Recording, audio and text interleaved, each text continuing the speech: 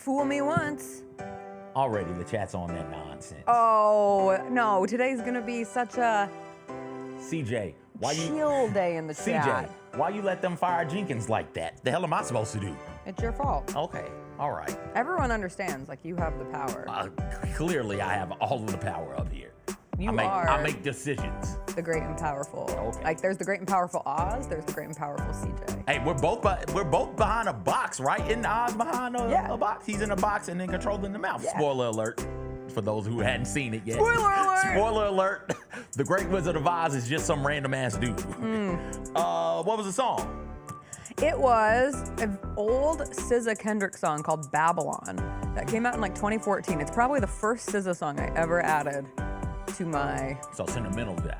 A little bit. Okay. And it's like their relationship and watching it blossom in both of their artistries. We've got like 11 days and then you're gonna have to delete something. I don't feel like there's been an obvious delete this month or this period. I think that Blackbird can go. No, you don't understand. I Am Sam was a pivotal. I remember the movie theater. I was in like 3rd grade. It might have been my first PG-13 movie in theaters. I can't delete Sarah McLachlan's version of Blackbird, despite also having the Beatles, Bobby McFerrin, Beyonce, and I think there was another one as well. Who remembers their first PG-13 movie? I have a weird memory. That's not a major moment in anybody's life. I love cinema. Everybody loves cinema. I don't remember I remember the first time I saw boobies on screen, but I don't remember my first PG-13 movie. Ooh, that's a good question. Like that's something you should remember. Your first time seeing a PG-13 movie, like let that go. It was such a good movie. It was my first time seeing Dakota Fanning, who then like grew into a serious actress. Is she still around? Yeah. She's still getting after? She was just on that Netflix show. Which Netflix show? The one with Nicole Kidman, which is not, you're like, what Nicole Kidman show? Because she's on 800 shows. So yes, that was a very fair, and I think they're actually in 2 together maybe. I don't know. We have more important things to discuss. What's up, everybody? It is Monday, March 31st, last day of March. It's gonna be a good day. Jessica Benson with you from the Grind City Media Studios in Memphis, Tennessee. CJ Hurt behind the glass coming up on today's show. We've got a lot to get into. The Grizzlies fired Taylor Jenkins on Friday. The Grizzlies lost to the Lakers on Saturday. It is another Grizzlies game day today, so we will dive into all of that with the Celtics coming to town tonight, Warriors in town tomorrow. It is a whirlwind. Gary Parrish will join us about 40 minutes in to continue the conversation. Plus, the men's Final Four is set. It's looking like a lot of chalk. All the number 1 seeds forward in the men's side. We'll get into some of the women's games from this weekend as well, as they have their final Elite 8 matchups later today. We'll do a little Hot Mess Express. It's a Monday. You know what we say. Get me to God's country. Perfect couple. God's country. The Perfect Couple is the show. That's the one with the dance. Yeah. Is that the dance? The dance. Grizzlies fans know it's the team that gives you the edge. Big River Steel does too. And much like the Grizzlies have recruited legendary talent, we want you to be part of our team. Are you ready to be part of something legendary? Then visit www.bigriversteel.com. That's www.bigriversteel.com.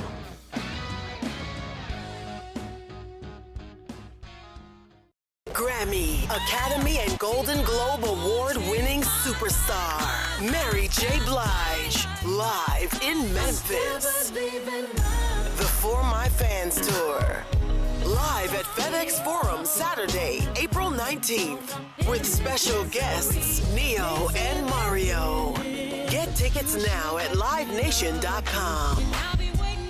The iconic Mary J. Blige for one night only.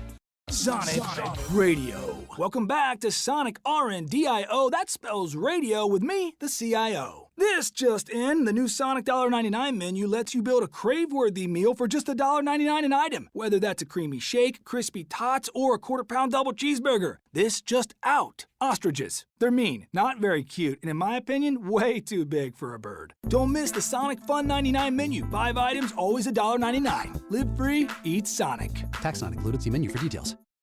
Grizzlies fans, dunks, dimes, and no-looks are great on TV, but nothing compares to catching them IRL. And that starts with buying tickets at Ticketmaster, the official ticket marketplace of the Memphis Grizzlies and the NBA. Ticketmaster gets you to the game so you can catch every highlight in person. From seeing your favorite Grizzly stars up close to hearing the squeak of the sneakers on the hardwood. Put that jersey collection to use and get tickets at Ticketmaster. There's no better brag than saying you saw it live. See you courtside, Memphis.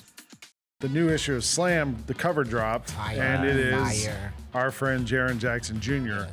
on the cover. And shout out to you, Lane. Yeah. You kept, well, I mean, we knew about it, but you kept this a secret the whole time. So shout out to you for I wrote putting this story. together. We did the photo shoot a couple weeks ago here on a Sunday afternoon in the practice court. The Sneak Fest show, live Tuesdays at 2 p.m. on Grind City Media on X, YouTube, and the official Grind City Media mobile app. Debo traded from San Francisco to the Commanders for a 5th round pick. There's no other sport where you would get a player of his ilk for a 5th round pick. Over under total yards for Debo. If they set it at 1,000, you think he hits that over? Total yards? Total yards from scrimmage, total yards. Yes. Okay. Yes. The Odds Couple, live at 2 p.m. on YouTube at Grind City Media and the official Grind City Media app.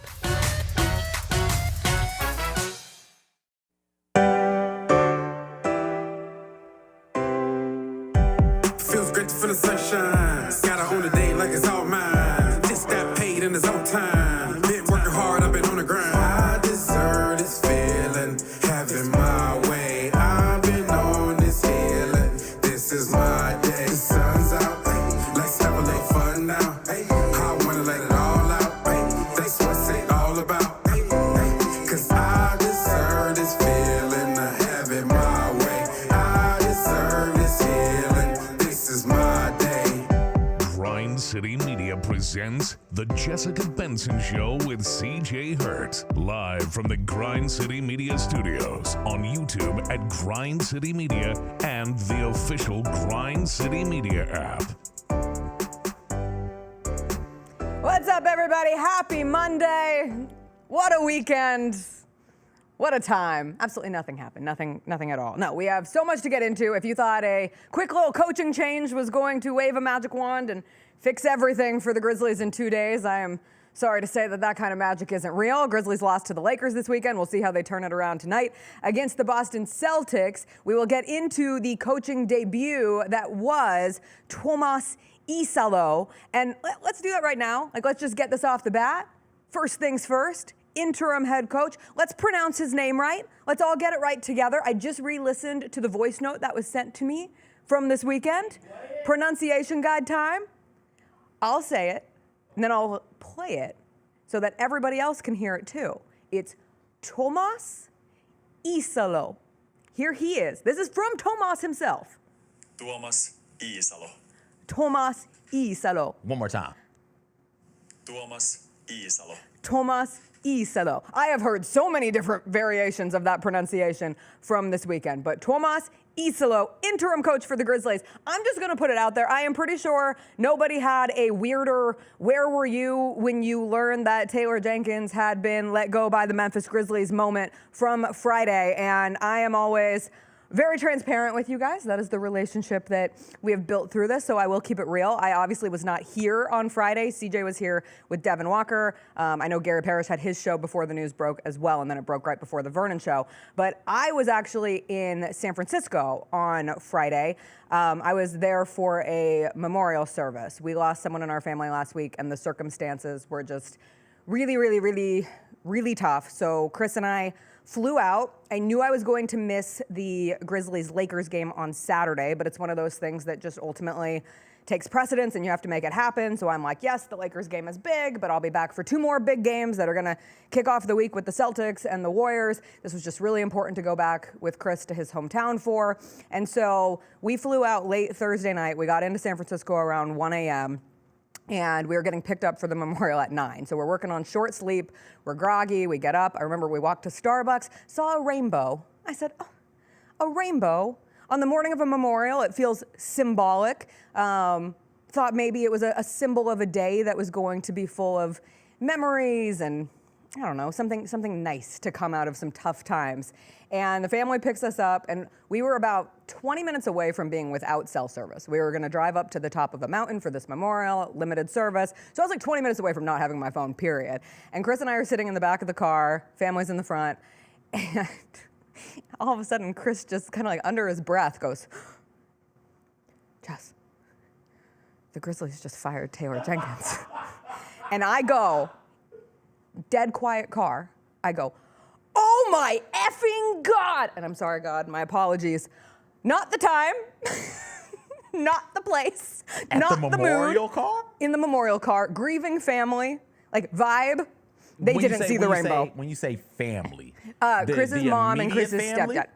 Yes, I mean immediate family attached. Like we don't have to get into the details of all of it, but a really like not appropriate on my part.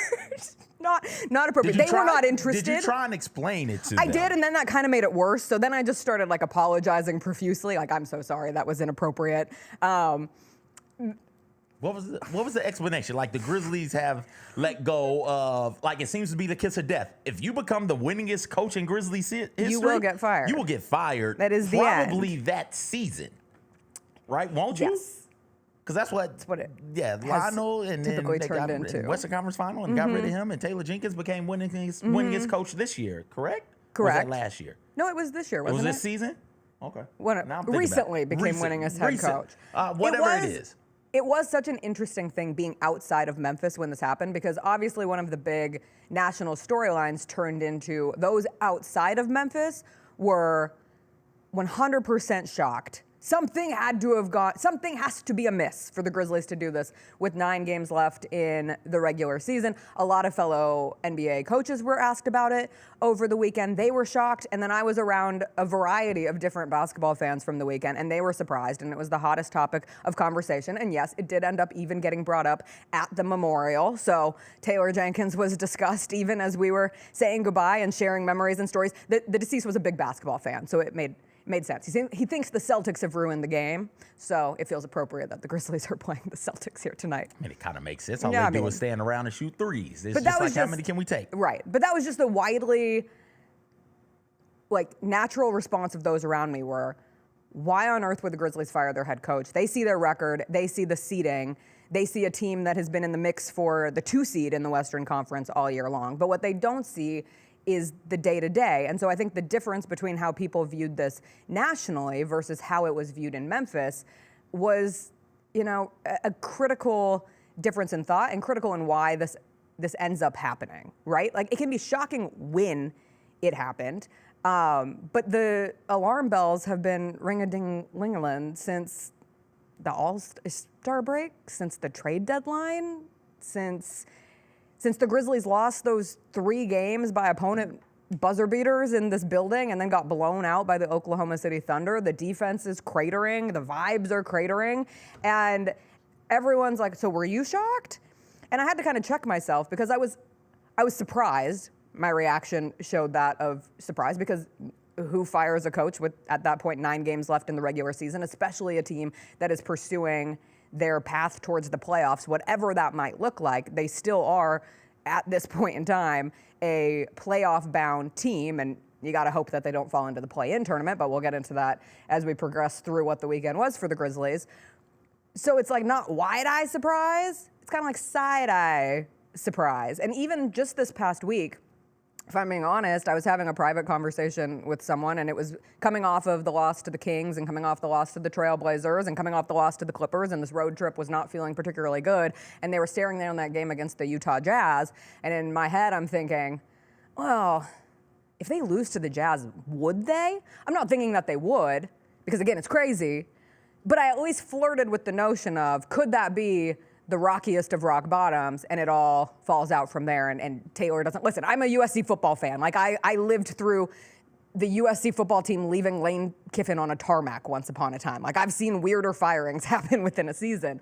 But obviously the Grizzlies beat the Jazz, and then they proceed to get spanked by the Thunder in the final quarter of that game. I think it was a 17-0 run from OKC, and it leads to that moment. And so the only real sense you can make of it is the end came for Taylor Jenkins.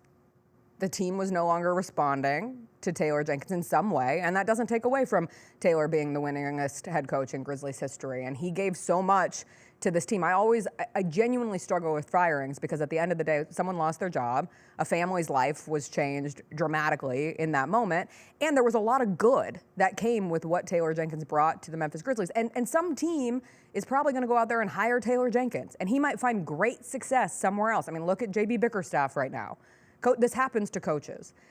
It just ended here. Now, I would have anticipated it to perhaps end at the end of the season, and you can look at the writing on the wall, and you can even go back as far as the decisions that were made around Taylor's assistant coaches being let go going into this year and bringing in some new energy and some new ideas, and perhaps the disconnect that occurred or a fracture that occurred at that time. But the assumption is always going to be this happens in the offseason. This is something that happens in the offseason, not with 9 games to go, now 8 games to go after the loss to the Lakers on Saturday. Were you surprised? Yeah, I was very surprised. You were the one who told me. You're there. You called me whispering in the back of the family car, and I'm on the bus. I was out of the car at that point. Let me be clear. You were whispering. I was waiting to go up the mountain. You were whispering. So I get I'm on the bus and riding the 19 out there to Wolf Chase, and it's like, oh, okay. Well, that is interesting to do right now. My immediate thought was, you're firing somebody for underachieving, right? Like in sports, when you let coaches go, it's because you don't think they've gotten the most out of their particular situation. And I was trying to think of an instance where I felt like Taylor Jenkins underachieved. And I guess the only one I could come up with was that Lakers series but there was so much around the team in that moment. I thought it was a teachable moment for everybody involved, the players and Taylor Jenkins. So I didn't even want to consider that underachievement in any sort of like significant way. But I know Grizzlies fans do. I know they weren't pleased with it. And I guess this front office going back then is like, okay, Taylor, we got to figure some stuff out. And so that tells me that this decision tells me that last year, if last year wasn't the injury debacle that last year was, he was on a bit of a hotter seat than I thought. And so you come into this season, everything's going well until it isn't, but still a top 5 seed in the Western Conference, 2.5 games out of the 3 seed. I think that if I had told somebody, hey, this is where the Grizzlies would be this late in the season, 5th seed, 2.5 games away from the 3 seed, I think most people would say, okay, they're probably having a pretty decent year. It just does not feel that way because all of these losses are coming post All-Star break. What are they, 8-11, 8-12 post All-Star break? Haven't had a win over a winning team since February 2nd. An abysmal record versus teams with winning record. Abysmal record versus teams in the playoffs, not just play-in and winning record, in the actual playoffs. And then it becomes, okay, if he's underachieving this season, who do you think you can get more out of is my next question. Is it Gigi? Is it Vince? Is it Edie? Is it Ja?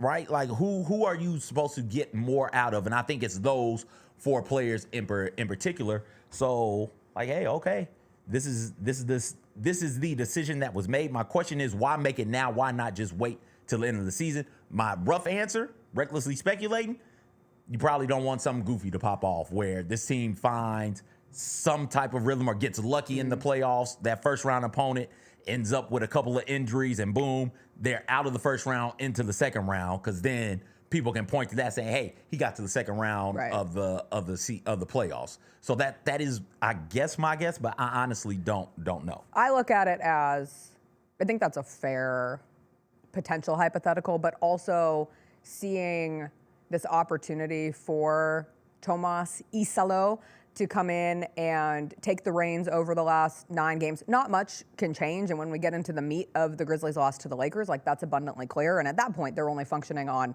one shoot-around between Taylor's firing and going into that game. So how much change can actually happen? Not just his firing, but 2 assistant coaches exactly. as well. So moving on from Noah LaRoche and Patrick St. Andrews, and this is yet another break between how this gets viewed nationally. And, I get it. Like, there's so many teams to follow. It makes sense that you're not critically engaged with every single thing going on with the Grizzlies, but this does kind of serve as a microcosm of how little the NBA at large knows about some of these individual teams, because you look at Tuomas's, elevation into being the interim head coach, and I saw a lot of quick discourse on, okay, well, this was the guy who was brought in to change the offense, and Ja hates the offense, and so why on earth would you assume that this is going to fix some things? Well, when it comes to Tuomas Iisalo coming over from France and EuroLeague, like, he's always been about the pick and roll. Like, I went back and looked at my notes going into Media Day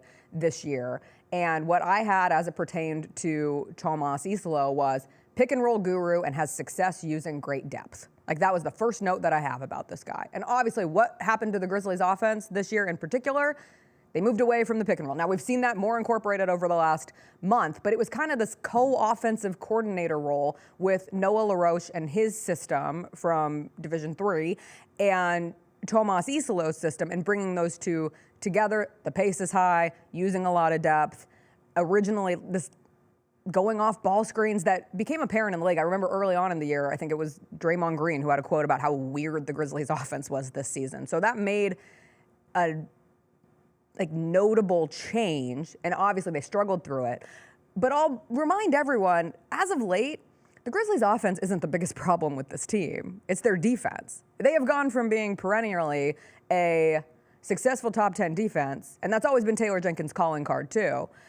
But their defense over the last month and a half, 2 months, has been pretty terrible. And that's where you get the moving on from Patrick St. Andrews. And even though Taylor's your defensive-minded head coach, Patrick St. Andrews more fits into that defensive coordinator-like role. And I don't know if that's fixable, because then we get to your point, CJ. Like, the head coach is always going to take the brunt of blame. And there are certainly things that you can look at that you would have liked improved upon when it comes to Taylor. A lot of good, but always things to look and strive to be better for.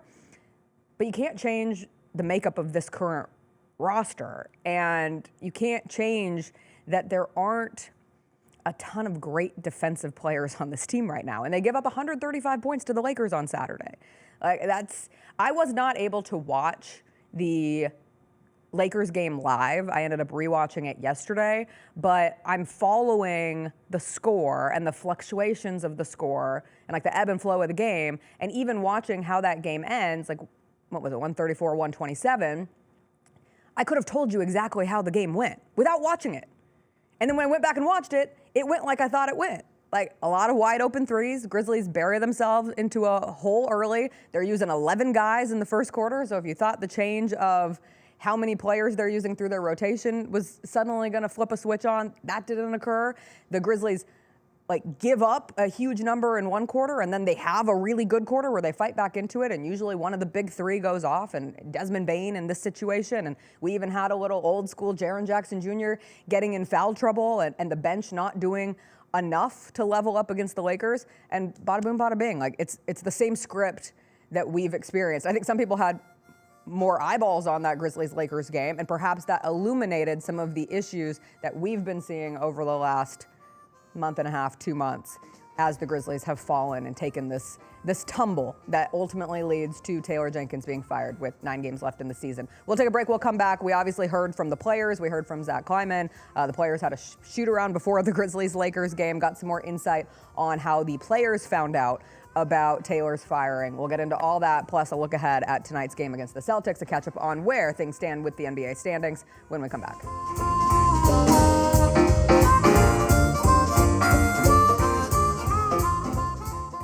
We touched on this earlier, the panel here, about what really has been the mainstay of the Grizzlies, and that's Jaren Jackson Jr. Trip has just been awesome. He's posting guys up. He's stronger than he's ever been. He's physical. Grizzlies fans, be sure to tune in to Grizzbeat, where the panel and I break down all things Grizzlies and take a look at the rest of the NBA as well. The show is live every Wednesday, 2 p.m. on YouTube at Grind City Media and the official Grind City Media app. Kroger shoppers and Grizz fans, one exclusive last-minute discounted ticket deals texted straight to you during the Grizzlies 2024-2025 season. Sign up with the new Kroger Buzzer Beater deal. Fans can sign up by texting Grizz to 636-479 or visit your local Kroger store in the Delta Division and scan the QR code. By signing up, you agree to receive recurring automated promotional and personalized marketing text messages from the Memphis Grizzlies. Consent is not a condition of any purchase. Message frequency varies. Message and data rates may apply. There's no substitute for experience, the knowledge gained from having been there before, and the passion to share what you know to make everyone around you better. It's true in basketball. It's true in banking. Grizzlies Checking from Pinnacle. Play hard. Bank easy. Open a Grizzlies checking account with at least $100 and a recurring direct deposit by August 31st, and you could receive a $200 direct deposit bonus into your account. Details at grizzliesbanking.com. Member FDIC.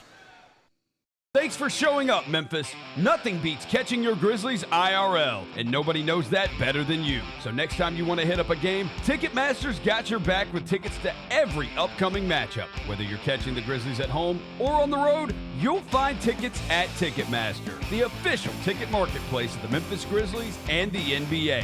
Keep putting that jersey collection to use and get Grizzlies tickets today. There's no better brag than saying you saw it live. See you courtside again soon, Memphis. Tony was the defensive guy, but Zebo was the offensive guy. So you could speak to this. It's way worse when you're getting doubled, right? You got triple. I had went through that for when I was in Portland. You had me on the team. You got triple.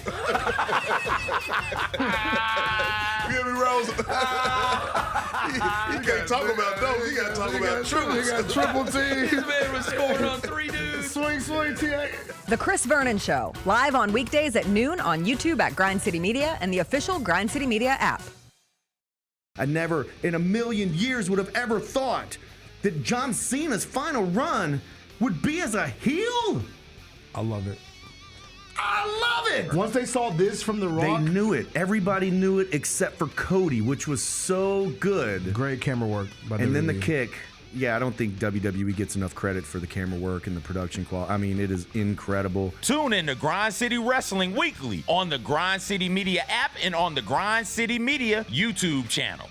Grizz Nation gets set for tip-off 1 hour before every Grizzlies home game with the warm-up show. Get the latest news, notes, and analysis live from courtside at FedEx Forum. Who's going to be the tougher team that rebounds and prevents second chance opportunities? Join me, Lang Whitaker, along with Michael Wallace, Jessica Benson, and other personalities from Grind City Media, Memphis, and around the NBA. 1 hour before every home game, live at Grind City Media on X, YouTube, and the official Grind City Media mobile app.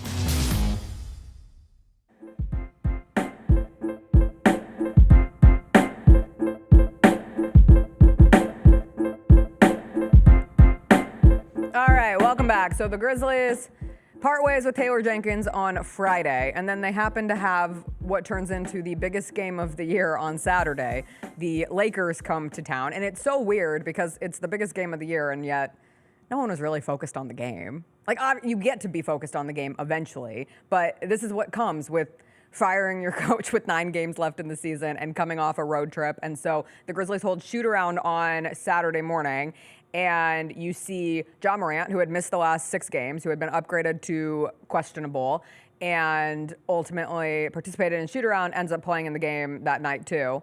We find out that following shoot-around, Ja, Jaren, and Dez ended up leading a team meeting where everyone had a chance to get it all out because everyone was surprised by that. Like, the word you keep hearing, and I think we've already said it 100 times, so drink every time you hear someone say shocked. But that was the case once you heard from the players following the game. Shocked was the most common word used. And in that shoot-around period, we also heard from Zach Kleiman, who put all of the onus on himself, a very short media availability from Zach Kleiman, under 3 minutes, but put it all on himself. Said that, you know, the players did not know going into that, and then that was echoed by the players themselves afterwards. If you're looking for like small nuggets of things to be encouraged by, and no duh, you would hope that Ja, Jaren, and Dez would lead a players meeting following shoot-around and bring everybody together. But that is what leaders do, and that is the position that they are in this team and in this environment. And for Ja and Dez, this is their first coaching change in the NBA. Jaren obviously has gone through it, but it's it's a shocking, there we go again, thing for everybody to go through. And you have Gigi Jackson out here talking about how he found out while he was brushing his teeth and he thought that his friends got NBA sentelled. So having to figure out how to navigate through that space is a tricky one. And then ultimately there's a game to be played. And we hear from Tuomas Iisalo in his pregame availability for the first time, and he acknowledges how this has been a scramble and they've only had shoot-around since the firing, and no game was being able to be played after they had like extensive practice, right? So there's not much that you can change. And that again goes back to the point, I don't know how much can get changed in these next 8 games now. And it does feel as if, I don't want to call it a tryout period for Tuomas Iisalo, because how much of a tryout period can you call something when not much can be changed? But it does feel as if it's an opportunity to get a look at how the team responds. We did see a couple changes. Zach Edey was back in the starting lineup for the Grizzlies. I thought of everybody from a standpoint of biggest benefactors of the coaching change that happened is perhaps Zach Edey, because Zach Edey has been blunt before about how pick and roll is his favorite offense. You saw that immediately in the game on opening possession, getting Zach Edey more involved in the pick and roll. And he ends up with a double-double for the night. And he had intensity. The team had fire behind them. Like, there was great energy from the whole group going into that game. We've already gone into how the game script plays out, like many game scripts have played for the group this season. But ultimately, how much can change, CJ? Not this year. Nothing. Yeah. This year, change. If you wanted to make changes this season, you probably should have started in December or January. That's by now you are what you are, and you don't have time to do things differently because you coming into this schedule. You got back-to-backs to play. You're not going to be practicing on back-to-backs. You're only going to be doing walkthroughs and shoot-arounds, and the games are coming one after another, games that not only prevents you from having practice, but you want to win these games. So if you start changing things up to see what works and what doesn't work, you might mess around and lose these games and find yourself in the dreaded play-in position, right? So it's just one of those things where it's going to be, I don't want to say a tough watch, but we know we're going to sit down and watch. We know the rotation is going to be about 11 or 12 deep in the first quarter. And we know what's going to happen from there because it's just not a whole lot of time to work on anything or to change anything. I don't understand why, and we've talked about it. It's come up a time or two over the course of the season. I don't understand why they hadn't run more pick and roll. Ja Morant is a phenomenal pick and roll guard. Zach Edey seems to be, and in his words, and when you watch him go out there and play, really, really effective setting the ball screen. So why not use that more than just this free-flowing sort of offense? You're not putting the players on the roster in the best possible position to be effective if you are the head coach of the Grizzlies and you aren't using pick and rolls. Also, take some of the air out of that basketball. The Grizzlies bottom 5 in the NBA in opponent points per game. I think they're giving up like 120 points per 100 possessions or something ridiculous like that.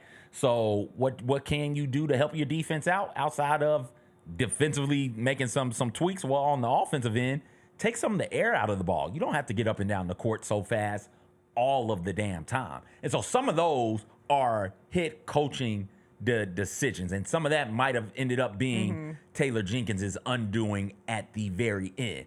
But for now, with this new team, well, not even new, right? Because we're still in the same season. What they look like going forward is going to be exactly what they look like coming into this point because you just don't have time to change it. There can be small changes. Like, I do think Zach Edey being inserted into the starting lineup is a small change you can do. The focus of being more goal-oriented in getting Ja Morant space and letting Ja be Ja, and not just in call 12-time final minutes of the game, having that be a centerpiece of the offense. Having your best player have the ball in his hands as much as possible generally is good. Letting Desmond Bane play more in the role that's natural to him. Saw him take 18 shots against the Lakers, and he's 5 of 8 from 3, and allowing him to operate more as a three-point specialist and as a scorer, and not having him on the ball as much as we have seen him at various times throughout this season.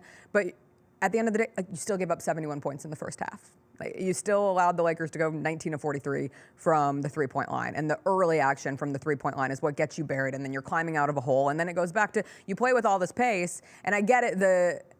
I actually thought Tuomas Iisalo's comment after the game in regards to still going 11 deep so early in that game, and as it pertains to his vision of pace and depth, because Noah LaRoche was one version and Tuomas Iisalo might run more pick and rolls, like, he's still big on the pace, and he's still big on when he was in France, he was using heavy lineups. Lots of different guys were playing for his teams, and he found a lot of success with that. But he said, you can argue that by playing your star players more, that gives you more bang for the buck. Then you could say, okay, by spreading the minutes out more, can we play with more intensity? Can we play with more pace? Can that be a competitive advantage? I do know that it won't work if you play your star players less and you play with the same intensity as the other team. So he's implying, like, the concept is there, but if your players are not playing with greater intensity than the other team, then it all falls apart rather quickly, and that's what we've seen throughout this year. Well, yeah, no shit. If your players aren't playing with the same intensity, like, yeah, what does that even mean?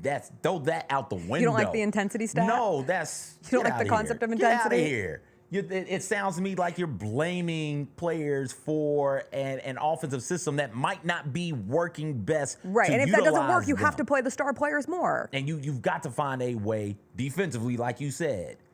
They just aren't good defensively. And they don't have enough players defensively. In this city, where we just got a 2.5 hour long Tony Allen documentary, and we all shed all of the tears watching Tony Allen's jersey go into retirement.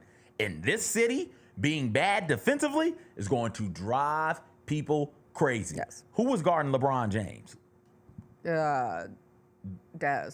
Is that a matchup you like? Okay. Who was guarding Austin Reeves? Who was it? Ja. Is that a matchup you like? No. What about Luka? Who's guarding Luka? Your rookie, Jalen Wells. Is that a matchup you like? I mean, I like the thought of it in 3 years. Does the intensity have to match, assuming Jalen Wells is playing with the same intensity? Or I would have loved for that to be Vince Williams Jr., but that's a piece of this too, is that has not elevated to the degree. Like, when you move on from, and I don't want to get into the minutia or relitigate the Marcus Smart trade again, because we never saw the version of Marcus Smart. He wasn't on the court enough to see the version that Marcus Smart was supposed to be, both from a defensive presence, to put 2 defensive players of the year on the court at the same time, and him and Jaren Jackson Jr., and to give you a vet. Because once again, this team has no vets. You're starting 2 rookies alongside 3 players who are growing into veteran status in Ja, Jaren, and Dez, but who are still very young in their careers.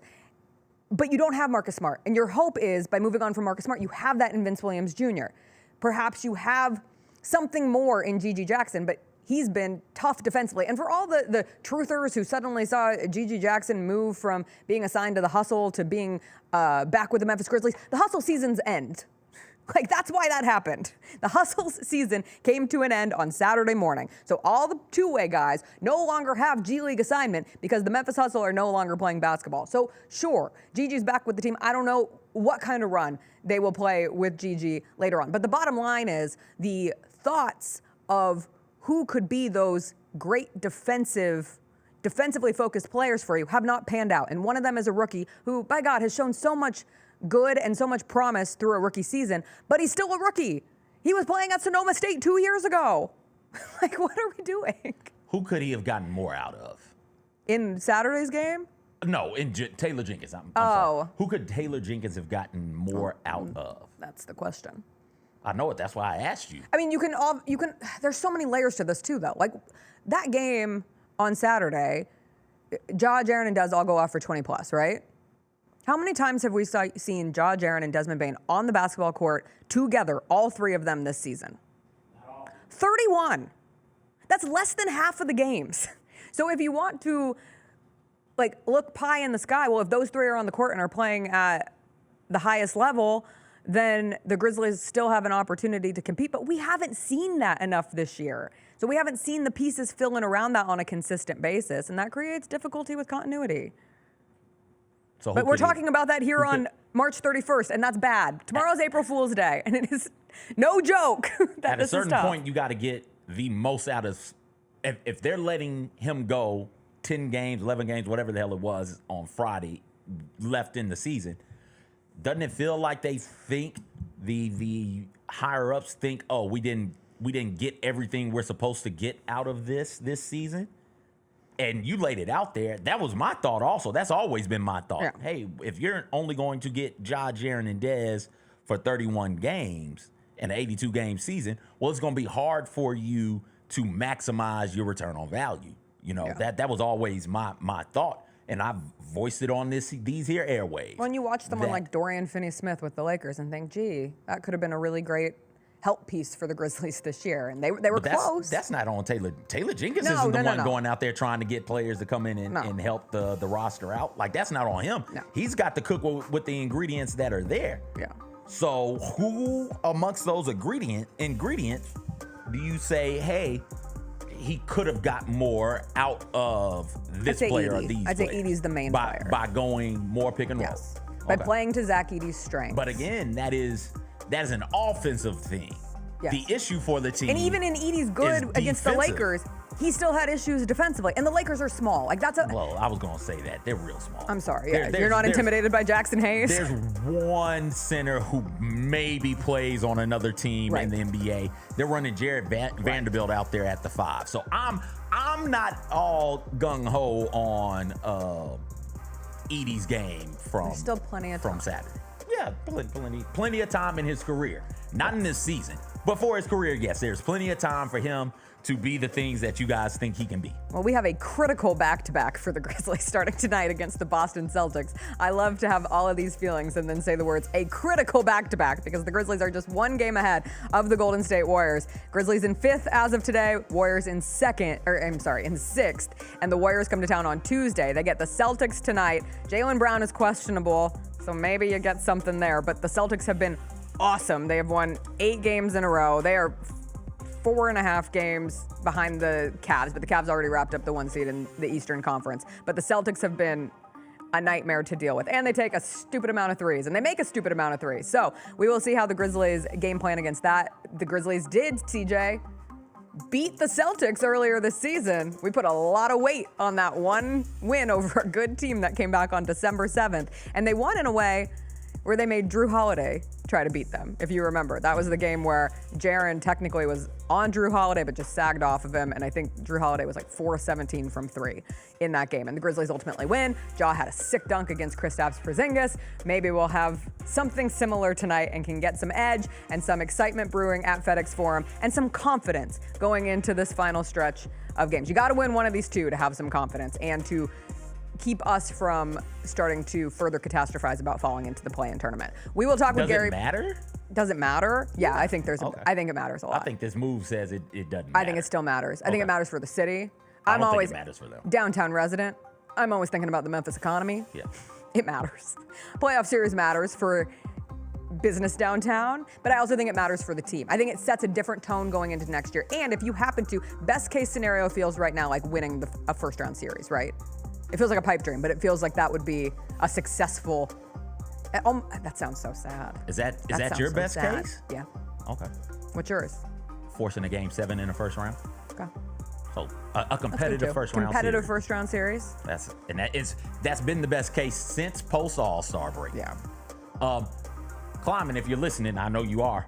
My father, he claims to be a Luka stopper, so you can go out there and sign senior. I don't even think you have to pay him. You don't. What's he like just go out there to compete. He thinks he can guard Luka, so please. He's 6'5", 255. He's long. Now he's 50-something years old, but he says he can play back-to-backs. Instead of a nepo. Because ain't no low management in the Army, according to him. Instead of a nepo baby, it's like a nepo papa. Yeah, a nepo parent. Nepo parent. Yeah. I love this. We're flipping it right on its head. All right. Gary Parrish is going to join us after a quick break. Got to be weird for him being all in on March Madness and all of his duties with CBS, and the men's Final Four is set. All the 1 seeds move on. Gary has been all over it, but we'll also get his take on the Taylor Jenkins firing and what things look like for the Grizzlies moving on through the rest of this regular season when we come back.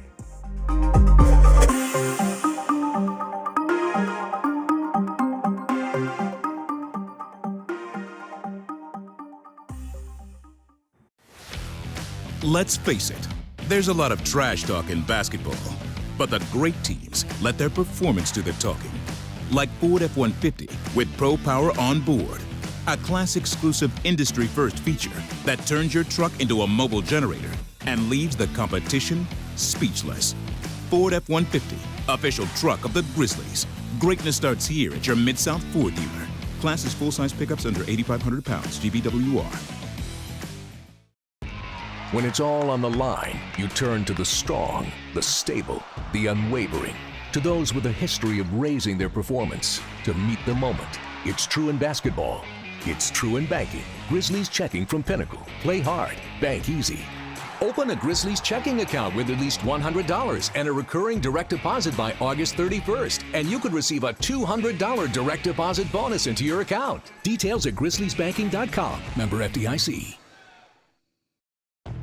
Double your chances to win all month long in March with 2 big promotions. On Fridays, embrace the madness and win a share of $150,000 in cash and free play. On Saturdays, starting March 8th, go for the gold and win your share of up to $10,000 in cash and free play in the 80K Fool's Gold giveaway. Enjoy live entertainment all month long and play for your chance to win big in March only at Southland Casino Hotel. Must be 21 or up. Play responsibly. For help quitting, call 800-522-4700.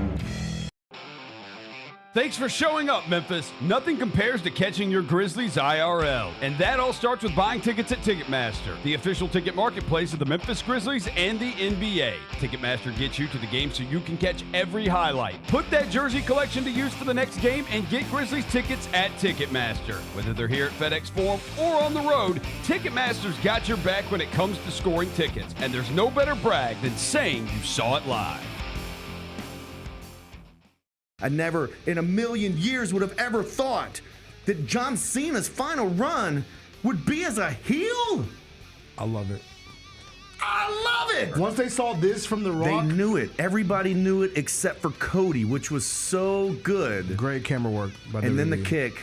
Yeah, I don't think WWE gets enough credit for the camera work and the production quality. I mean, it is incredible. Tune in to Grind City Wrestling weekly on the Grind City Media app and on the Grind City Media YouTube channel.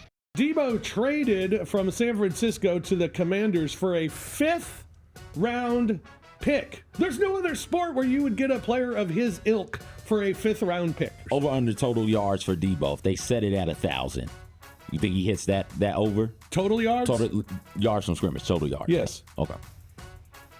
Yes. The Odds Couple, live at 2 p.m. on YouTube at Grind City Media and the official Grind City Media app.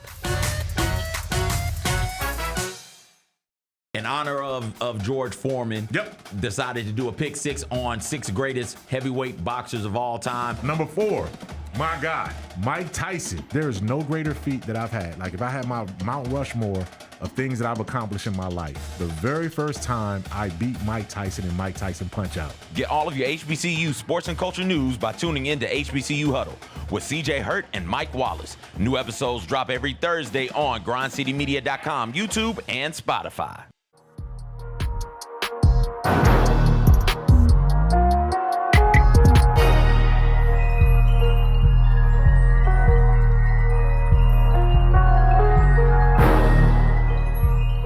All right, it is Monday. That means it's time to catch up with Gary Parrish, host of the Gary Parrish Show, weekday mornings at 10 a.m. on Grind City Media. He joins me now. He is alive. He is awake.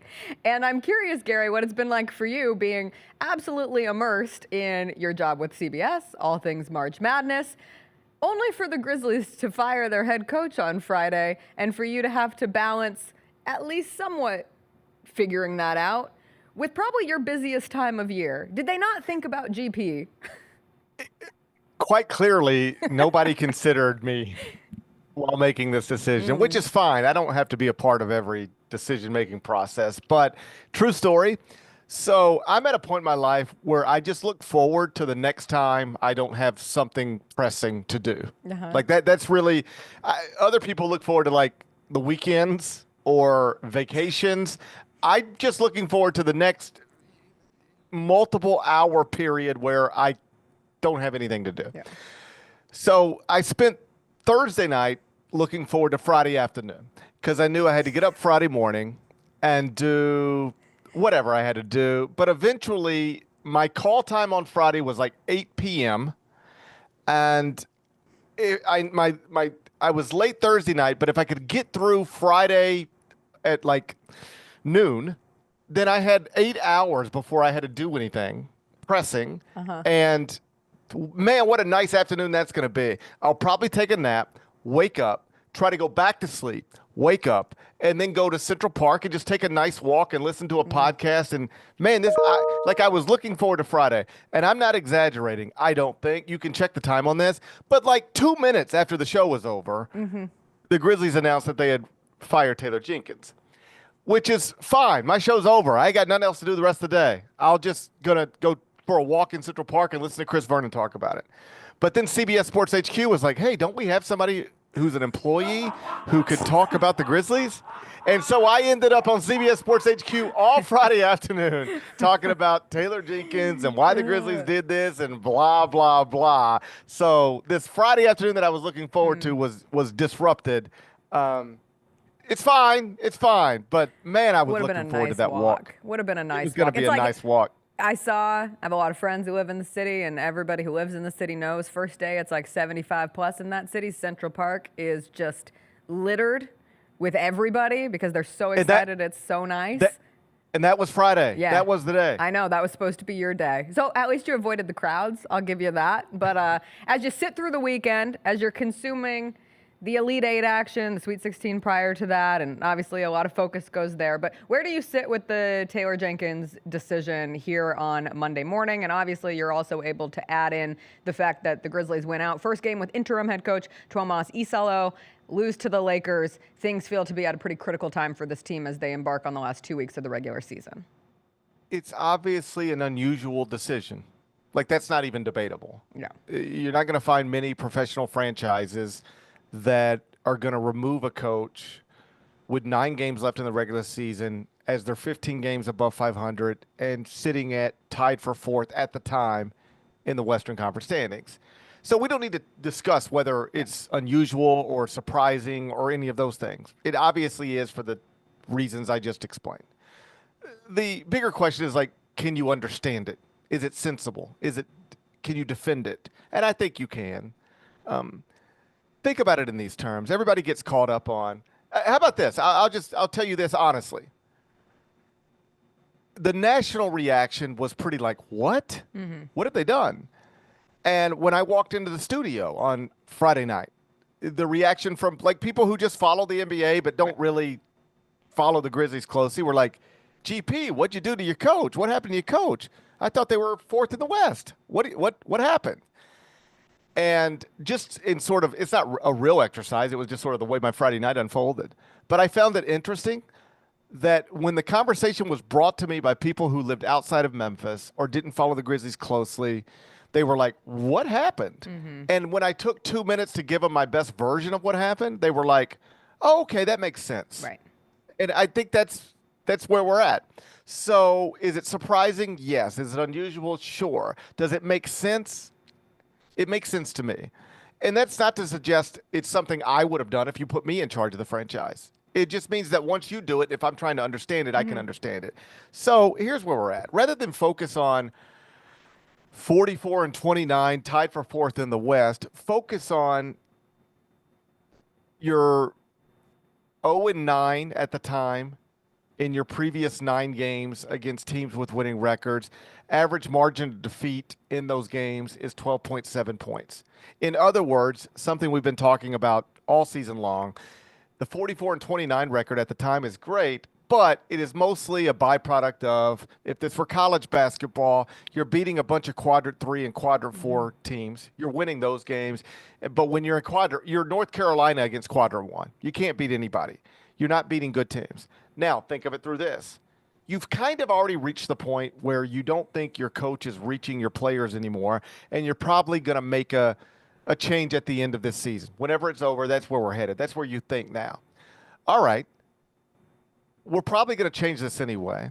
All right. In the playoffs, what are we playing? Broadly speaking, teams with winning records. We have a coach who's no longer capable of getting our players to beat teams with winning records. Why not make a change now? Because we're going to make a change anyway. See if we can spark something with an interim, maybe salvage a season that feels disappointing and frustrating. If we do, then we take a serious look at our interim. If we don't, maybe we still take a serious look at our interim, but he doesn't have that on his resume to push us to maybe hire him full time. And we'll look up and see where we're at when this is done. Like, all of that makes sense to me. Again, it doesn't mean you have to endorse it, but can you understand it? I think when you put it like that, this is a coach who had done incredible things or really good things with the franchise, but his voice had seemingly stopped mattering to this team, and it was undeniably going the wrong way. Why not try to flip it around this season and see if we can salvage something? Again, you don't have to endorse it, but I don't think it's hard to understand. Yeah, here, I'll add a layer onto that, just from a feeling standpoint, with looking ahead to the postseason. And over the last couple of weeks, as this has devolved to the place where it ends with Taylor's firing, you're looking at teams the Grizzlies could face in the postseason. And you're not really encouraged by any matchup. There's no matchup between Rockets, Nuggets, Lakers, Warriors, Timberwolves, Clippers that you feel particularly good about. On the flip side, I was just around a number of Warriors fans. I was just around a Clippers fan, a Timberwolves fan, and their sentiment was, yeah, you know what? Me and my friends, we've been talking, and the team we'd like to play in the playoffs is the Grizzlies. Like, if there's one team in that bundle of the West that feels beatable right now, it's the Memphis Grizzlies. And I think that's symbolic of, sure, this is a team that held on to the 2 seed for a good little chunk of this season, has at least been flirting in that top 4 range in the Western Conference, was 15 games above 500 at the time of Taylor's firing. But as you said, what it has been against the teams that they're trying to compete with once the postseason gets here. There's not that same level, if any level, of comfortability of what those matchups could look like. And now I ask you, what does a good season look like? Has that changed for you on what the ultimate hope is for this team? We started this season hoping this was a team that could make it to the Western Conference Finals. Now, for you, is it just simply avoiding the play-in tournament? I'm not a goalpost mover. Yeah. I don't do that with college basketball teams, with NBA teams, with NFL teams. Like, what were the goals when the season started? Unless injuries or something that's out of your control derail that, then I'm going to keep the same goals in place. So this is a team that had finished second in the West multiple times in recent seasons. This is a team that we thought, by definition, if you finish second in the West, you should think about going to the Western Conference Finals. Tennessee was a 2 seed in its region. It went to the regional final. You get where you're supposed to get where the number next to your name suggests you're supposed to get. So if we were talking about this could be a 2 seed, and frankly, was a 2 seed as recently as not months ago, days ago, weeks ago, I'm not moving the goalpost. Yeah. Like, you have 3, what you say about yourself. This is what Grizzlies fans say. This is what the front office believes. You have 3 all-star level players in what amounts to the prime of their careers. Now go do that on the court. Like, it's a great thing to talk about, but let's see it on the court. And if it doesn't show itself on the court to be the type of thing that can not only make the playoffs but advance in the playoffs, then A, that's a reason why what just happened on Friday happened, and B, you've got some bigger conversations to have. Maybe this thing ain't quite where you think it is. We have spent years, literally years, talking about how great of a position we're in, but we never actually get to a great place. Think about that. And that's not even being harsh. That's just being factual. We have spent years talking about how great of a position the franchise is in, but the franchise never actually gets to a great place, largely because the 3 best players almost never actually play together. All of this stuff needs to be discussed at the end of the season, but while we're still in the season, I'm not moving the goalpost. Whatever I thought they should be in October, November is what I still believe they should be now, and if they're not, there's no way to interpret it as anything other than disappointing.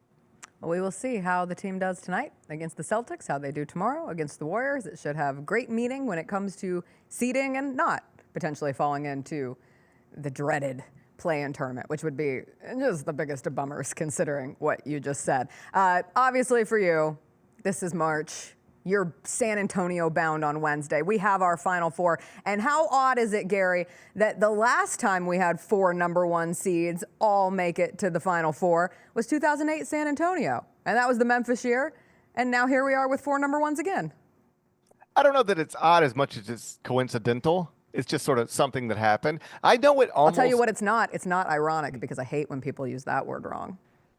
I consider myself someone who has like a decent grasp on vocabulary, and even I am not comfortable using the word ironic because That's I good. don't. I think if you're not comfortable, don't use it. Yeah, just stay out of it because it is a word that people try to use all the time. Mm-hmm. Thanks, Alanis Morissette. Yeah. It's a word that people try to use all the time. It's a word people try to use all the time, and I think at least half the time people don't use it properly. So I just eliminated it. I don't get involved in it. So I don't know if this is ironic. I believe it's mostly coincidental. I think it's mostly a coincidence, and I know that this almost never happens. This is just the second time in history, but I have filled out brackets before, not this year, but before, with all 4 number 1 seeds going to the Final Four, and people act like you're an idiot for doing that, like it's the craziest thing ever, when in fact it's literally the most sensible thing you could do. It is the thing that is supposed to happen. And so that it never or rarely happens is interesting, but this is where we were supposed to be. I don't know that all 4 of these teams had separated themselves from the pack early, but at least 3 of them did. It's been known since late November, early December that Auburn, Duke, and Houston were 3 of the very tip-top of the sport, best teams in college basketball. Florida, because of the way it's scheduled in the non-league, didn't accumulate the big signature wins early that made you like take a closer look and pay attention, but the predictive metrics were always in their favor. Simply put, these are the 4 best teams in the country. They're not just the 4 number 1 seeds. They are the 4 best teams at KenPom. They are the 4 teams that had separated from the rest of the sport. They are 3 outright conference champions of power conferences. And the 4th team couldn't be an outright conference champion because it comes from the same conference as Auburn. But the 4th team beat Auburn and won the SEC tournament. So this is as good as it gets. I'm exhausted, and like what I really can't wait for is for it to all be over and just get back home and burn my suitcase and a sacrifice to the gods at the end of it. But short of that, like this is going to be a blast. I'll be I'll have bloodshot eyes and be sleepy the whole time. But this is about as good as you can get for a Final Four. And like, let me add on it. It's not just the 4 best teams. It's the 2 best players who have been a part of the National Player of the Year race all year long, Cooper Flagg and Janai Broome. If you're trying to add a 3rd person to the National Player of the Year conversation, that's Walter Clayton. He's at Florida. He's going to be there. We've got 2 old coaches, 65 and up, 2 young coaches, Todd Golden and John Shire. Just one of them is going to win. One of these coaches is going to win his first national championship. Somebody's going to become a first-time national champion next Monday night in San Antonio. All of this stuff is just is perfect. And then you combine it with this is all happening in one of the great Final Four cities. I imagine you've been there for a Final Four. It's my favorite. It's right. It's the best. I don't know that it's the best. Indianapolis is great. San Antonio is great. New Orleans is great. But there are certain Final Four cities where when you step off the plane, you can see the signs, but you don't really feel it. Like Dallas, Phoenix, everything's so spread out. Those are amazing cities, but they're not great hosts for the Final Four. Indianapolis, New Orleans, San Antonio, you step off the plane, you walk out of your hotel, you can feel it. Like this is the Final Four. Everybody's here. Everybody's in the same place. You can't walk 1 block without seeing somebody you recognize. That's what San Antonio provides. So that's another aspect of this that's awesome. We don't just have an awesome Final Four. We got an awesome Final Four location too. Yeah, and I love that you put it that way because there are great stories going into this Final Four. And it is interesting. And yet I'm sitting here, and I think there were a lot of people around the country watching this tournament who are like, I love this tournament with all my heart. And I loved it a little bit less this year, just because it does end up so chalky. And there were such few upsets and buzzer beaters, and there were more blowouts that it felt than years past. And people so quickly turn this into NIL and the transfer portal is ruining everything about the sport. What's your argument back to that, Gary? Because you're around the sport more than anything, and as you just laid out, even though NIL and transfer portal have certainly changed things, and we'll find out in time if this is a blip in once again having all 4 number 1 seeds, or if this turns into more of a trend as the money rises to the top and everything that comes with that. But it's still an interesting tournament, even if it's not what we've been accustomed to. First off, the idea that Cinderella is dead is just silly. It might have been decreased, but it's a 1-year sample size that people are referencing. Oakland beat Kentucky last year in the round of 64. NIL existed last year. Like, it's not like NIL started after last season's national championship game. Florida Atlantic was in the Final Four a few years ago. So was San Diego State. Like, all of this is just a wild overreaction to something that is probably more coincidental than anything else. But I would argue this. 4 of the top 10 teams in the history of the KenPom database that dates back to 1996-97, from an efficiency rating, 4 of the best teams in the history of that database are going to be playing in this Final Four. These are 4 of the best college basketball teams we've seen in my adult life. And I do believe that's a direct byproduct of team building, roster building through the transfer portal. Auburn's leading scorer started at Morehead State. Florida's leading scorer started at Iona.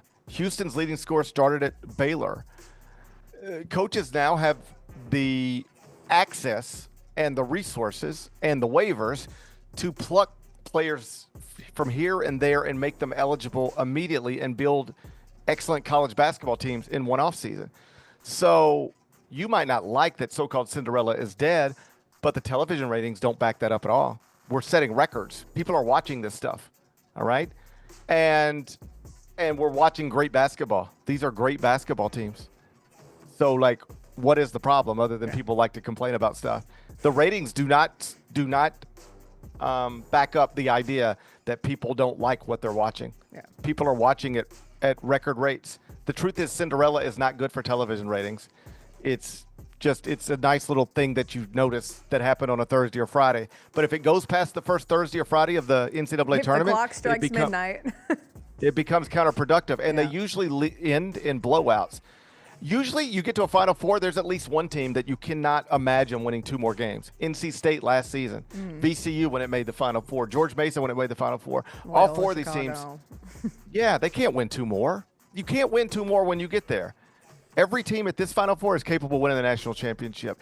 Any outcome of any game that's going to be played in San Antonio is a reasonable outcome. I can imagine it easily. This is going to be awesome. If people are complaining about it, it's just a byproduct of the world we live in today. People like to complain about stuff, but it doesn't always make sense. Well, Gary, we don't complain about you. Thanks for joining us in your very busy schedule, and we'll catch up with you later. We'll see you in Memphis tomorrow. Can't wait.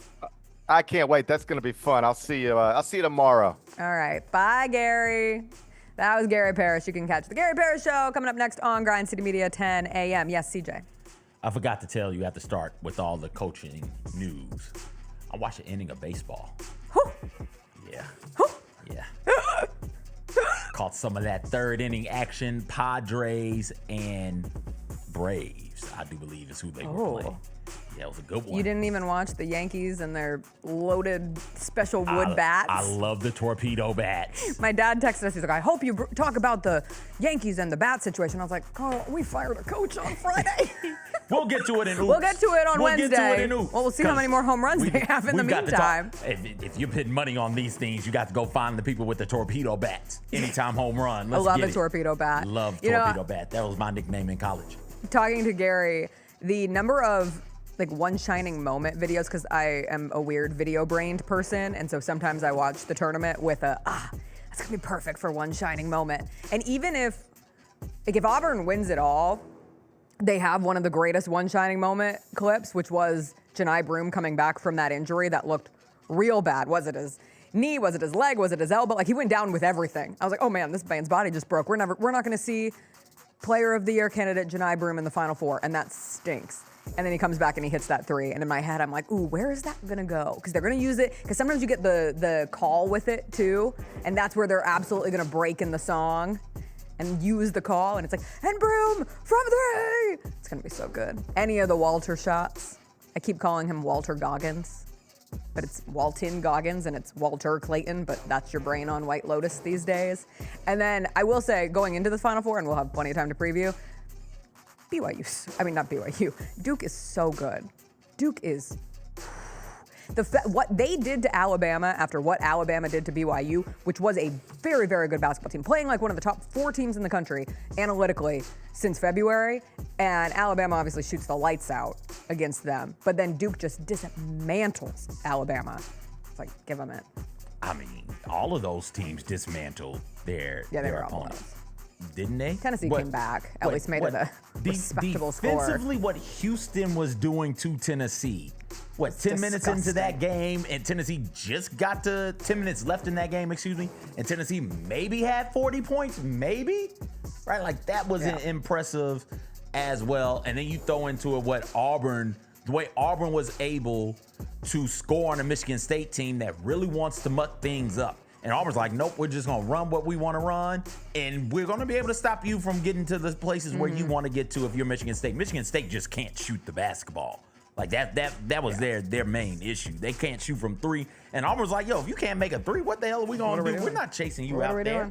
Yeah, this is going to be a good Final Four. I look forward to it. All right, we'll take a break. We'll come back. The women's Elite 8 and Sweet 16 action happened over the weekend as well. And there is one team that is so clearly playing its best basketball, perhaps the best basketball of the tournament. It sets up one of the most anticipated Elite 8 matchups tonight between UConn and USC. We'll get into that, plus some Hot Mess Express. We had a fight in the NBA last night. Do we get to call it a fight, CJ? Or is it just a skirmish? Is it just a kerfluffle? We'll find out. I'll let you wait. I'll let you wait on the action that happened between the Pistons and the Timberwolves last night. All that and more when we come back. I thought you were going to talk about UCLA. They did. LSU was dirty.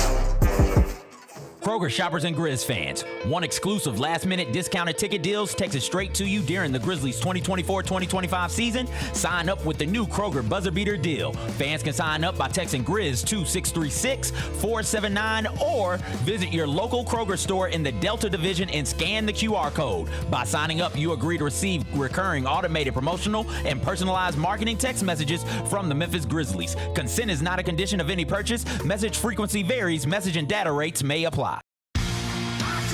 Shinedown. Dance Kid Dance Tour. Live in Memphis. FedEx Forum, Saturday, August 30th. With special guests, Bush and Morgan Wade. Get tickets now at livenation.com. Shinedown, live in concert. For more, visit shinedown.com. Thanks for showing up, Memphis. Nothing beats catching your Grizzlies IRL, and nobody knows that better than you. So next time you want to hit up a game, Ticketmaster's got your back with tickets to every upcoming matchup. Whether you're catching the Grizzlies at home or on the road, you'll find tickets at Ticketmaster, the official ticket marketplace of the Memphis Grizzlies and the NBA. Keep putting that jersey collection to use and get Grizzlies tickets today. There's no better brag than saying you saw it live. See you courtside again soon, Memphis. The new issue of Slam, the cover dropped, and it is our friend Jaren Jackson Jr. on the cover. And shout out to you, Lane. Yeah. You kept, well, I mean, we knew about it, but you kept this a secret the whole time. So shout out to you for putting this together. We did the photo shoot a couple weeks ago here on a Sunday afternoon in the practice court. The Sneak Fest show, live Tuesdays at 2 p.m. on Grind City Media on X, YouTube, and the official Grind City Media mobile app. I see people who look like me and were born probably in the same decade as me, watching all of these young people jump into the transfer portal and saying, it's ridiculous. You got to stop thinking about this like it's a normal college experience. It is not. You know what the priority is? Maximize your earning potential for every year of eligibility you have left. That's what this is about now. These are jobs. The Gary Parrish Show, live on weekdays at 10 a.m. on YouTube at Grind City Media and the official Grind City Media app. We touched on this earlier, the panel here, about what really has been the mainstay of the Grizzlies, and that's Jaren Jackson Jr. Trip has just been awesome. He's posting guys up. He's stronger than he's ever been. He's physical, and he's scoring all type of ways. Hey, Grizzlies fans, be sure to tune in to Grizz, where the panel and I break down all things Grizzlies and take a look at the rest of the NBA as well. The show is live every Wednesday, 2 p.m. on YouTube at Grind City Media and the official Grind City Media app.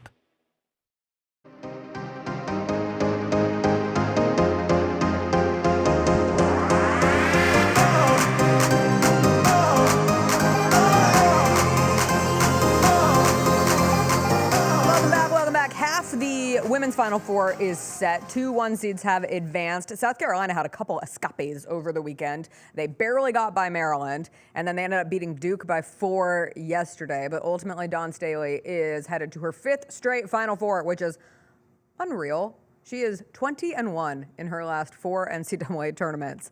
Does she want to come coach the Grizzlies? Is she interested in taking the next step of coaching? I think Dawn Staley has entered GOAT conversation in the coaching realm, continues to obviously build on that career. And she's always like the flyest coach on the court. She had a Chanel sweatsuit on yesterday, and it was perfection. South Carolina doesn't feel like they're playing great basketball right now, but they're South Carolina. They're coached by Dawn Staley. UCLA beat LSU yesterday. That was a fun game to watch. So we have 2 1 seeds in. We have 2 games tonight. And there is a genuine opportunity for 2 of the 2 seeds to make it to the Final Four, because you have TCU and the resurgence of Hailey Van Lith, who plays Texas tonight. And then you have what I would call the biggest game of the tournament so far, and that is UConn-USC. And it's fair to say that a little bit of the juice got sucked out of this game when Juju Watkins tore her ACL. I would argue a whole lot of the juice got sucked out. The juice. USC has still managed to beat both Mississippi State and they beat Kansas State in the Sweet 16 without Juju. Sweetest thing I saw this weekend, they had a little Juju Watkins Funko Pop on their bench, and they would put it on the ground and zoom in on it, and it was the cutest thing I've ever seen, and shedding tears for loss of Juju and all that jazz, but also just shedding tears because the issue I have with this USC-UConn game coming up as a USC alum is that even though they were beating Kansas State and that felt great, and as a team being able to see some real success from players like Kennedy Smith and Avery Howell and Kiki Afiran, who had a tough game against Kansas State, but really like the team is elevated with Juju out. However, death by UConn feels imminent. And I would say that about any team who has to play UConn right now. Death by UConn feels imminent because UConn is playing out of their minds. And Paige Bueckers is reminding everybody who she is, who she was, who she always was supposed to be, which was the torch carrier for UConn women's basketball. And you look at her journey being delayed but not denied. She has all these injuries over the last 5 years. Her first season is the COVID season. Her sophomore season, she has a knee injury that keeps her out half of it. Then she tears her ACL, keeps her out her junior year. But for her to come back in the fashion that she has and the performance that she had for UConn against Oklahoma, where they beat Oklahoma 82-59, despite having trailed by 3 at halftime, they proceed to outscore Oklahoma 50-23 in the second half of that game. And Paige Bueckers has 29 of her career high 40 points in the second half. She was cutting up the Sooners defense. She was making threes everywhere. She is just the second player this century with 40+ points, 5+ threes made, and 5+ stocks, steals, and blocks in an NCAA tournament game, men's or women's. The only other player to do it was Steph Curry for Davidson in 2008 against Gonzaga.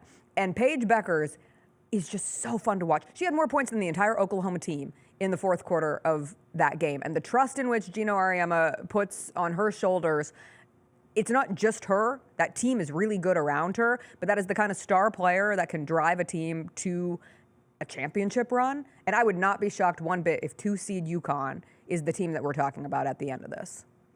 Yeah, like we said that at the start of this thing, though. Right, there were the 4-1s, and then you would throw UConn in there as teams that realistically had a shot of getting to not a Final Four, but getting to a championship game and winning the championship. And throw the seeding out the damn window. It's UConn. Yeah. I don't give a damn where they're at. You know, Gino is one of the best coaches in the college game right now. You got a player like Paige who is as dynamic as she is. I've never seen her score like this. I didn't think she was capable of doing this. Capable of impacting the game in every conceivable way imaginable, from rebounds to assists to guarding the opponent's best perimeter player.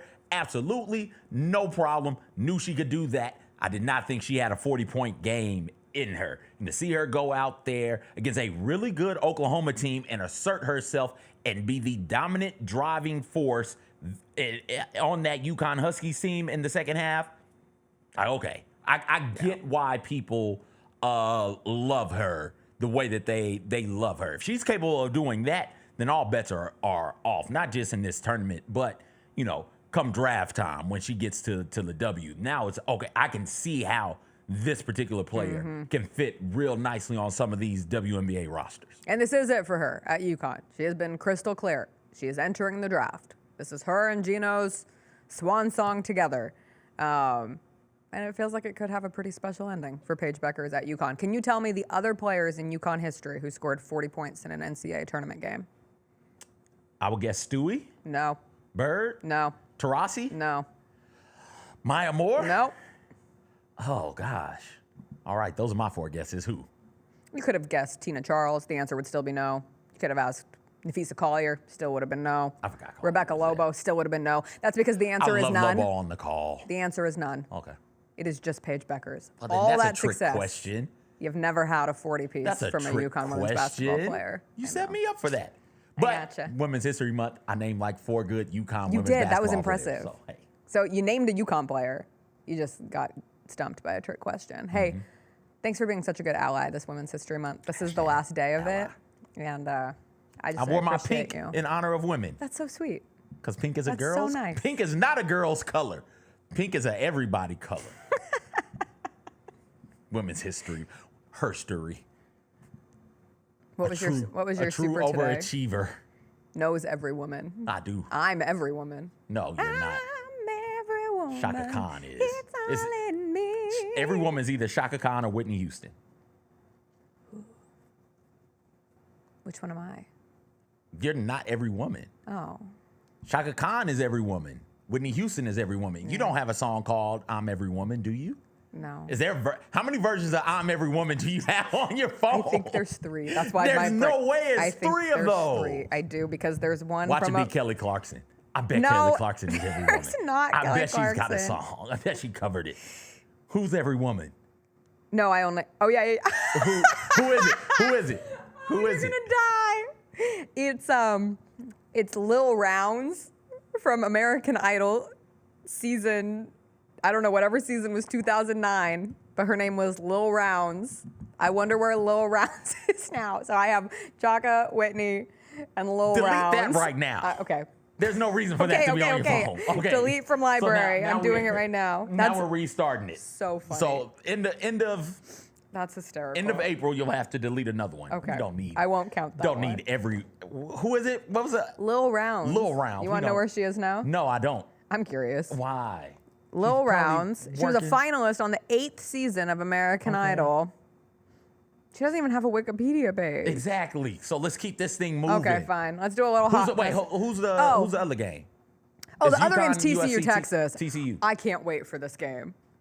The Hailey Van Lith experience in March is just a special thing. Like, if you go back and look when Hailey Van Lith, and here she is, putting the TCU on the bracket with all the energy, slap that thing on there.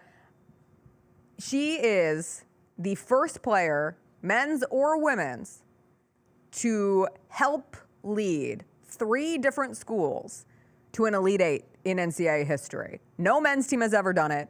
Only Hailey Van Lith has done it. She was on Louisville, she was on LSU, and now she's on TCU, and she is back in the Elite 8. Perhaps my favorite moment from that game, though, I was unaware until recently that Hailey Van Lith is dating Jalen Suggs. And the moment between Hailey Van Lith's dad and Jalen Suggs in the crowd after one of her buckets is just so fun to watch. Like, Jalen Suggs, the Hailey Van Lith dad chest bump, not what I expected to be seeing in this game. But this TCU team's fun. They have one person on their team that we just don't have to speak about, and it becomes kind of like an awkward thing to avoid as they go forward. Sedona Prince. She has some pretty terrible abuse allegations. I talk about it on the men's side. Girlfriends. Oh, okay. Ex-girlfriends.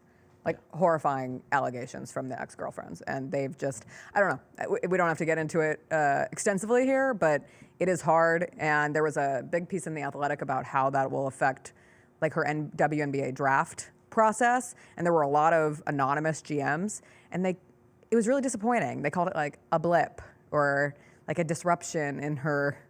But those allegations are pretty gross. So anyway, that aside, this TCU team is a very fun team to watch. And Hailey Van Lith is just, I appreciate how she has grown from opportunity to opportunity. We saw her in the 3-on-3 league in the Summer Olympics. There was some thought that that could perhaps help continue to evolve her game. You're still groaning about the 3-on-3 debacle of the Olympics? Did they get bronze? They did. Yeah. Yeah, I am. I'll never forgive them That's for okay. that. That's abysmal. I understand That's that. terrible. I'm not giving you Wait, credit. Lil Rounds is from Memphis? Wait, is Lil Rounds from Memphis? Shut up. How do you know? She was born and raised in Memphis, Tennessee. Says who? Her grandmother once worked with B.B. King. Says the internet. Do we need to get low? You just had me delete a Memphian's version of I'm Every Woman. I didn't know it was a Memphian at the time. You can re-download it. Thanks. You're welcome. You're Thank welcome. you so much. TCU, Texas, that Texas team is really, really good. Of the teams remaining right now, I know we got 2 already in the Final Four. Yeah. If you said CJ pick, I'd probably pick that Texas team. They're just so big, so physical. And they know what they want to do, and you can't make them do things that they don't want to do. Right? Like so often the pace and the moment and the scheme can pull people out of their strengths and force them to do their weaknesses. Texas is like, no, we will bully you into submission. And I like them a whole lot. 2 fun games tonight are set up. Lil Rounds is performing in Memphis on Friday at the 507 Lux According Lounge. to Don't Worry About It, Lil Rounds is a Memphis legend. You hated on a Memphis legend. All I said was to delete it. And listen, let's be Tough real here. scene. Shaka Khan, Whitney Houston up here. Do I really need 3 versions? I would think maybe Lil Rounds would support dropping her version of. I don't know. Where you say she was, or he, or they performing? She's performing? 507 Lux Lounge. Okay. Top 7 finalists for American Idol. All right, let's do some Hot Mess Express before we get out of here and into the rest of our Monday. We don't need to do that. All aboard. The Hot Mess Express. All right, it is time for our favorite game. CJ, was this a fight? So often we call things fights in the NBA, and so often CJ says, no, that's not a fight. We had Timberwolves Pistons last night. It all began with a little incident between Dante DiVincenzo and Naz Reid. You look here, Reid, that's Ron Holland. Ron Holland and Naz Reid gonna have some words. DiVincenzo pushes Ron Holland, and then, well, looky here, we've got a little fight. And it's spilling into the fans. Those courtside fans, they're gonna lose their beer, they're gonna lose their food. Everyone's trying to pull everyone off of one another. So I ask you, CJ, was this a fight? No, it's not a fight because nobody's throwing fists at one another. What if I told you Isaiah Stewart's in there? Is it a fight then? Well, now we're gonna have to upgrade it. I think it's upgraded. We're gonna have to upgrade it from kerfuffle, Okay. from skirmish, Okay. scrap. Ooh, a scrap. Dudes got out there and got the scrap in a bit. That's a scrap. It's a scrap. I love is this a scrap. alternative angle. People are grabbing, love alternative lifestyles and angles. Dudes are out here grabbing, tugging, pushing, pulling. No fists are being thrown. And Isaiah Stewart, look at that reach. Look at that reach. And now he looks down and is like, no, Nas, you can't get up. No, you can't get up. No, we're not doing. So they are scrapping out here, grabbing, tussling, pulling, tugging, but not really throwing any sort of Not a full fight. a blow or anything like that. Okay. Yeah. If This Isaiah Stewart wants to scrap, fight. the scrap had 7 ejections. Well, And Isaiah Stewart walked off the court, grabbed Let him his know. jersey. Let him know. Detroit. Let him. Bad boys for life. No matter what era, them Pistons are gonna be as physical as they are allowed to be in the NBA. They're absolutely gonna embody that. I saw a Centel tweet. Sorry, this is Centel. I didn't get Centelled. I knew it was Centel. I feel like my Centel Spidey senses are getting better and better. But it said Draymond Green called Isaiah Stewart and advised him to try and direct his energy towards the Timberwolves center next time. Hey, Draymond talking shit to the right one. Cause he's never coming back at him. Because Isaiah Stewart is not the one to play around with. All right. Also in the NBA last night, we had another epic performance from NBA official Bill Kennedy, who is a capital T thespian. This man knows how to act. There was a little kerfluffle, I think that's a fair word, between Kevin Durant and Dillon Brooks. KD, Dillon Brooks, and Nick Richards all were involved in this incident. Take a listen to how Bill Kennedy announced the foul designations.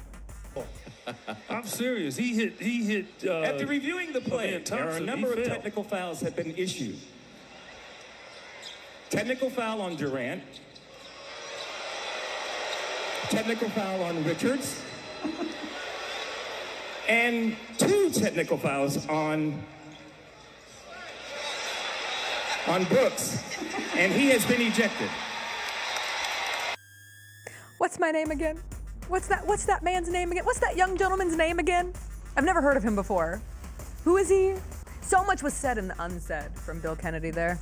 I do wonder, as referees, how familiar you are with everybody's roster. Yeah, but you're familiar with that one. Dillon. There is no way Dillon. in hell that man does not know Dillon Brooks' name. Like, he probably at some point has addressed a technical and accidentally said Dillon Brooks' name when it's not even a Rockets game being played. Like, that's just the way it is. Anyway, Bill Kennedy has been on a tear. He had a moment in the Grizzlies game where he got like all giggly during a review process. That was so funny.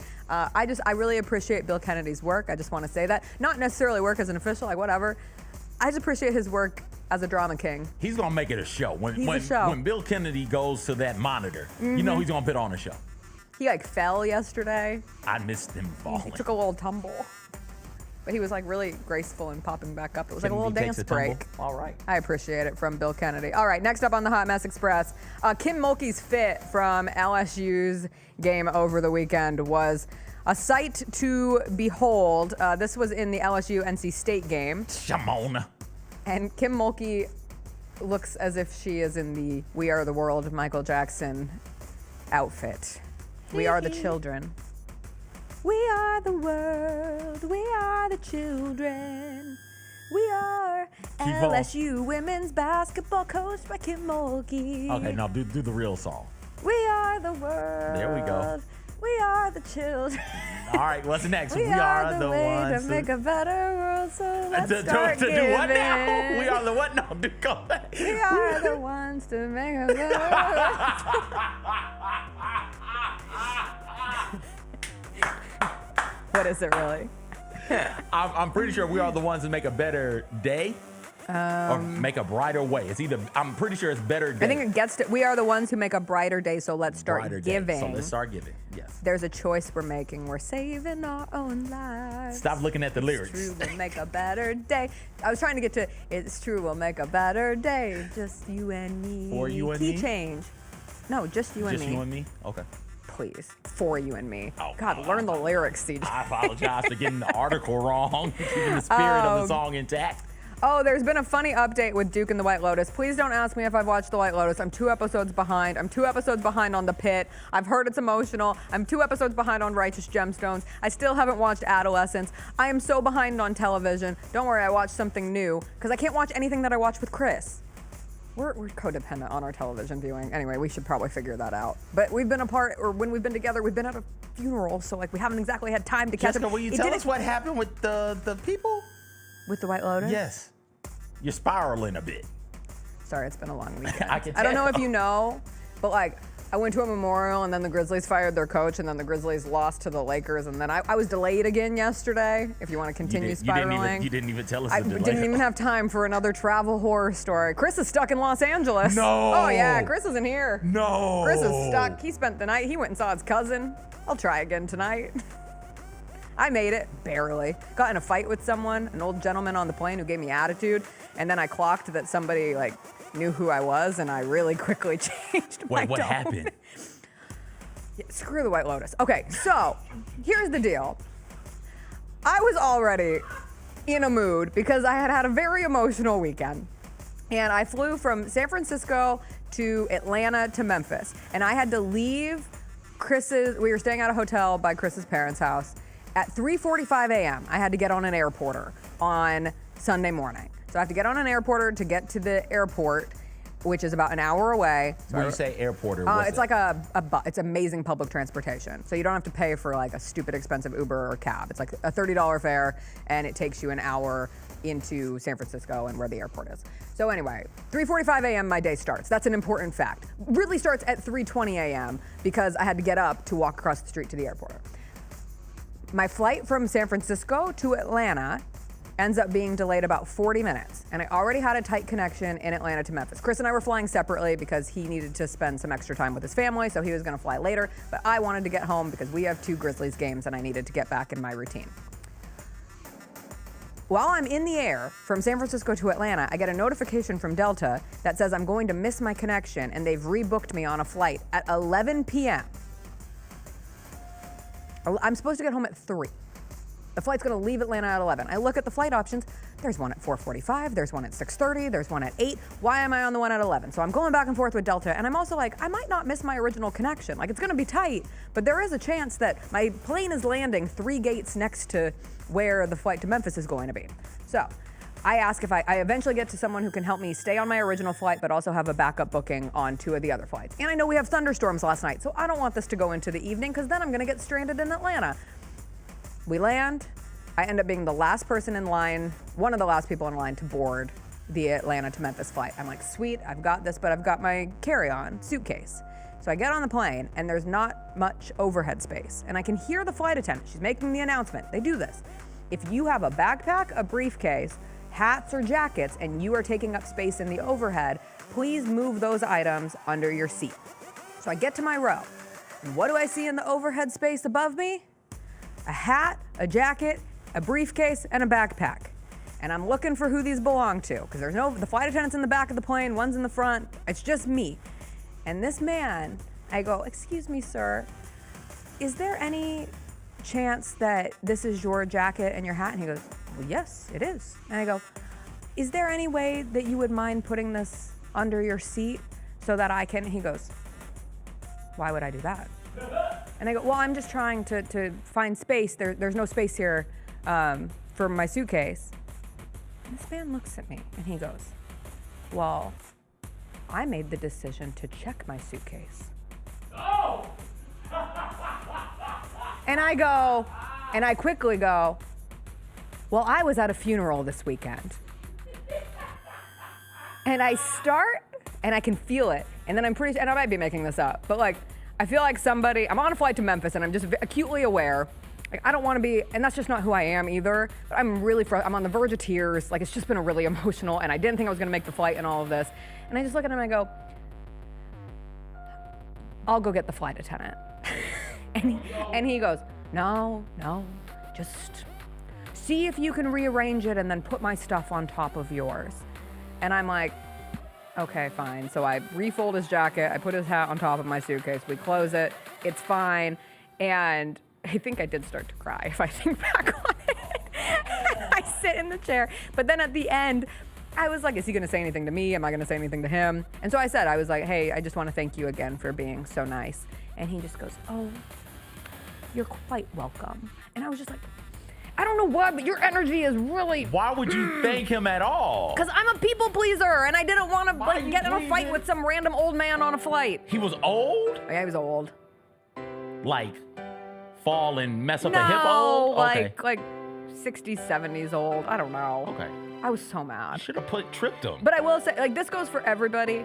Between that and then also on the flight now I'm remembering why I was in like such a annoyed place already.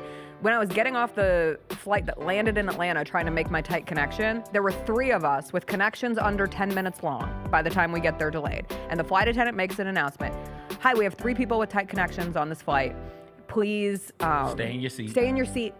Did one person stay in their seat? Did they? No, not one. Nothing makes you understand that we are all surrounded by a-holes more than flying.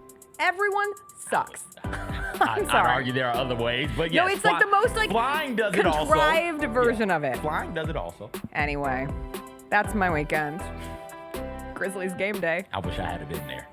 Grizzlies game day. Would have just moved his stuff and put it in his lap. And looked him in the eye while I did it. Grizzlies Celtics tonight. Hey, it's a 6:30 tip. That's good news. I love that. Best Grizzlies news I've gotten in quite some time. I'm not going to disagree with that. We've got an hour-long warm-up show for you on Grind City Media tonight. Lang Whitaker, Mike Wallace. I think Rob Fisher is going to join, myself as well. And that will lead up to tonight's game, which is on TNT. And a big shout-out to Pete Pranica, who is getting to call tonight's game on TNT. So even though you're watching the national broadcast tonight, you get to hear the sweet, sweet voice of Pete Pranica. Hopefully you're getting a hammer nail coffin. This baby is over. Please give us something good to talk about tomorrow. We'll see you then. It'll be another Grizzlies game day. Grizzlies Warriors. It's a busy week. Hang in there. Enjoy the sunshine. We'll see you later. Bye. I can't believe he would do that, and you thanked him. I know. I felt